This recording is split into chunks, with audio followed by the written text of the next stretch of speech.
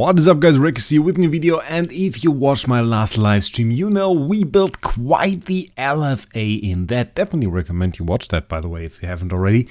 Was quite the fun live stream, I have to say. And we built this LFA in there, a massive attack, 280 million, 26.8 billion HP. And that is, with the setup, not even focused on attack, with just attack, we're already at 224. And if you care for the max, we can also put a flag on that guy. And with that, we're at 227. So we have absolutely massive attack. Usually I just have him in this setup. That is just the max damage setup. It is for Flame Shrine, everything. And Flame Shrine is a good topic because that is what we're going to do today.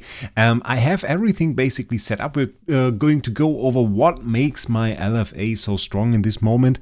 And then we're going to see how he absolutely destroys Flame Shrine. So that will be fun. First of all, insane copy, of course. Huge soul power on there. Max soul power for that, well, that awakening. No, not that awakening tier. That awakening stats. So we capped off the soul power that we can put on him. The Fire Giant Killer Hunter's focus for some extra damage. Holy Armor, not optimal, but what can we do? It's just an RNG thing. We have pretty huge stats from Train and from Star Spawns and everything. So we have nearly max crit damage, armor breaks pretty high, holy damage, all of that good stuff is on there. Of course, the Endless Cane only on Glittery because you don't have to upgrade it to Splendid actually for the regular use of an Endless Cane, which is upgrading on damage, massive skill damage buff from that. And then we basically have to go into the Lifestar, and there we come to the very big multipliers actually. Lifestar now with basically level 24, which is the max level for the stats, so it can no longer upgrade it. We unlocked all of the abilities, and some of those abilities on the cat Lifestar are absolutely insane. It's no longer called Charm, by the way. It's now called Spectre. It was called Charm. It's also no longer called Lifestar, I believe. It's Star Soul. So, yeah, changed everything. I still say Lifestar. The last skill that we unlocked there was this one. When a battle starts and at the end of each round in the first 5 rounds increases energy by 50, all damage dealt by 20, all damage reduction by 25 for 1 round for self and 1 random ally. And this is actually insane. This means you instantly have an active skill because you start with 50 energy on turn 1 and this gives you another 50, so then you have 100, which means active skill. Doesn't matter which artifact you use, you don't need an energy artifact, you will just have energy enough for an ultimate skill or an active skill on turn 1. So that is absolutely massive. We have more buffs here, and all of those buffs, well, at the beginning we obviously see, okay, it buffs multiple other heroes, not really our hero. Then later on we actually get this skill, and this makes most of those buffs affect us as well. So this is absolutely the point where it gets really insane. I think the first really strong skill that you get is this one though. This is basically Attribute Reduction Purify, and it even has a chance to convert it into 2 attribute buffs. So we convert 1 attribute reduction into an attribute buff, and then a 30% chance to convert it into 1 more, so you can even multiply buffs with it, making this a way stronger version of Attribute Purify, and you just have it in your skills, so you can go like with Control Purify and Attribute Purify, or even go double Attribute Purify. Massive. So those last 3 skills here are definitely insane and definitely make Charm worth using on your main hero. Destiny Trail still on that, 21 million attack from that, so definitely insane. I think this is just enough so that we can just say, okay, we go into Flame Shrine and see the damage. Oh yeah, and Destiny rank 6, of course, 15 divine power. People were asking me if this is max divine power, and maybe this question is something we can answer. It actually is max divine power, because as you can see, you can get 6 divine power from upgrading the hero rank, Destiny rank. Nirvana is the max, so this is 6 divine power. And if we go into the transition temple, I can no longer level it up, and the divine power we get here is 9, so we have 15 divine power in total, 6 plus 9, and that is the max. So you will never see a bigger number than 15 here, unless the age upgrades the game somehow. So I think we just go into the fight. There's already 1 boss down, so we'll have to see which one is the lower one. I know no 7 tends to attack the other one, the one that I don't attack, so maybe we'll have to switch that up. But I'm pretty confident against this boss that we can score some pretty nice damage. Looks pretty good. The bottom one is there, and you saw active on turn 1, not energy fed, just natively there. And even without any energy feed or with very little energy feed, we would actually have an active skill on turn 2, 3, 4, and 5 as well. So absolutely massive there. And the skin, of course, giving us some all damage dealt. And we're just trying to hit some nice numbers and see if we can score some good hits. And of course, one main factor for that is always Olivia. So we're definitely hoping for Olivia to shrink the bottom boss all the time. The more often she does that, the more damage we will deal, and you will see the difference. If you take a look at the damage that we deal when the boss is big and when he's small, you will see the difference immediately. So especially on the later rounds, this is very deciding for our damage. And then we definitely don't want the top boss to be shrunk. So this is rather important. One more thing to note, of course, with there being less and less bosses every single attack, it makes it easier to kill them. So like now we have 2 bosses, so it's a 50-50 now. It's already better than when there are 3 bosses. And once this boss is down, which we'll probably achieve, because this boss is probably going to die within our 4 attacks, we actually have a very easy time, because then we have 100% upgrade of the shrink, making this absolutely perfect. One other option that you can do if you have an insane Olivia copy, you can of course make Olivia faster than LFA. This effectively gives you 2 chances to shrink, and can land on the same boss, but it makes it way more consistent, upgrading your damage by quite a bit. We're quite unlucky here, sadly. It is a bit difficult though if you're running an SSS LFA, of course, with like 3000 speed. Yeah, there you probably don't really have a chance. We at least get the turn 15 active on a shrunk boss, so that is pretty good. Let's see how much damage this does. We're a bit unlucky on the rounds before. But still, that is a pretty good hit.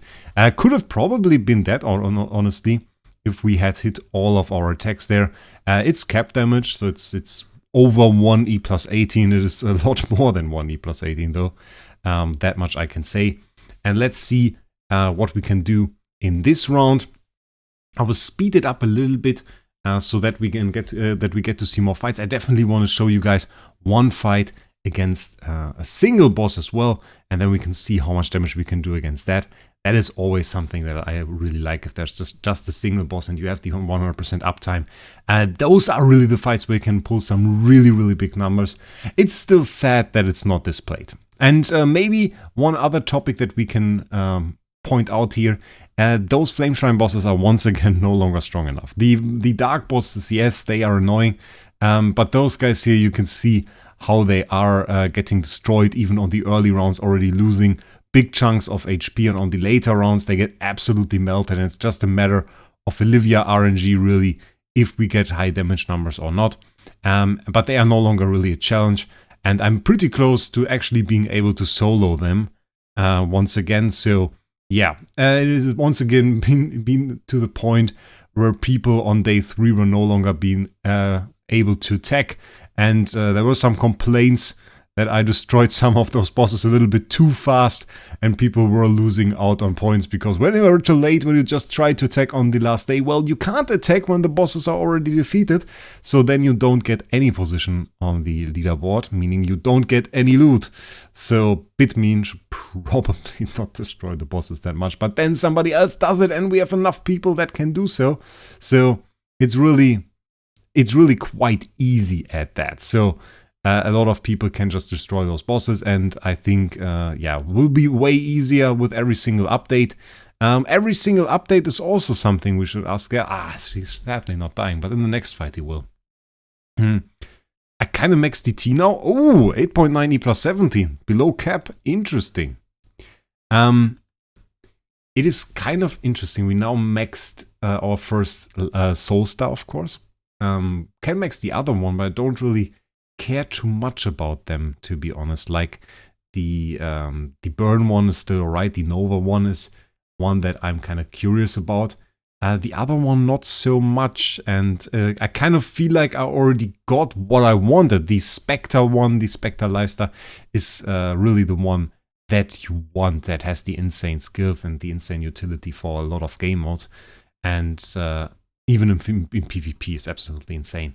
The other ones are like alright, and you will upgrade them, especially as a whale, of course, but it's not really the hype. So I wonder really what the H is going to do as a next update, because eventually they will have to do another power update. We can't upgrade the T a lot more. I can't even make another Nirvana hero because I already have 8, which is the cap. I can't upgrade that cap, so I can only put my heroes now on the lower level, which isn't too exciting, to be honest. I mean, it works, it is alright. I'm making some Polystar heroes, I guess. For some heroes that's decent, but really, I would rather have upgraded them to Destiny rank 6, of course, and then maybe I would have continued a lot more than 8, or would have made a lot more than 8 heroes. Sadly, not really possible at the moment. And I'm kind of curious what they are going to do. It feels very rapid. We had like some super big loot events in recent times, and it slowly sped up the way we progress through those power creep mechanics. And that is definitely something. There we see the dead boss, and now we are on the single boss for the last rounds. Not sure if we can pull some high damage attacks here. We will see. I sure hope so. Boss, get the buff. I didn't see it. Okay. Didn't seem too insane, to be honest. Okay, that is better. I like that. And for the last round, come on, big hit, big hit, big hit. Ah, okay. Okay, I think that was pretty decent damage. That was pretty decent damage. We still have the last attack. And yeah, definitely again over 1 plus E plus 18. You always have to keep a little bit of a perspective here. Like, this is a lot more difficult to do than Star Expedition. In Star Expedition, of course, we have very massive buffs. We have very massive holy damage buffs. We have very massive buffs to multiple areas. If you run something like Coast, you have massive attack buffs, foresight, all damage, crit, everything. And even with maybe you have a 4-star charm, you can get a lot of buffs there that you don't get in Flame Shrine. Flame Shrine is very limited at that, and even in terms of Treasure Train, we don't really have a specific Flame Shrine section. We don't have Flame Shrine treasures in any way, even though I would kind of enjoy that, honestly, if they brought some better bosses, brought some better loot, and then maybe brought some treasure train stuff for Flame Shrine. That would be pretty cool. That would really be pretty cool. So yeah, but right now doesn't seem to be that way. I thought it was kind of interesting that they only put the minions in there, like the puppets. Felt so uninspired, really. I mean, in a way, it is the right game mode for it, because they are really, the Flame Shrine bosses were always used a little bit to test mechanics, to deal damage. So they were like our crash test dummies to see if it's nice to put like Olivia and Heartwatcher together, or if you rather want Cruise. And a lot of the things that we now use against Star Expedition or other bosses were first tested in Flame Shrine. Of course, some strategies weren't. If you, the DGN replication stuff, that stuff, for example, that never worked in Flame Shrine. It couldn't. It requires specific mechanics that only exist in Star Expedition. Hitting now through the dead zone here. Probably not going to see a big hit towards the end. But still, we brought it down to, yeah, about 55-60%, I guess. So pretty nice. And again, 1 E plus 18.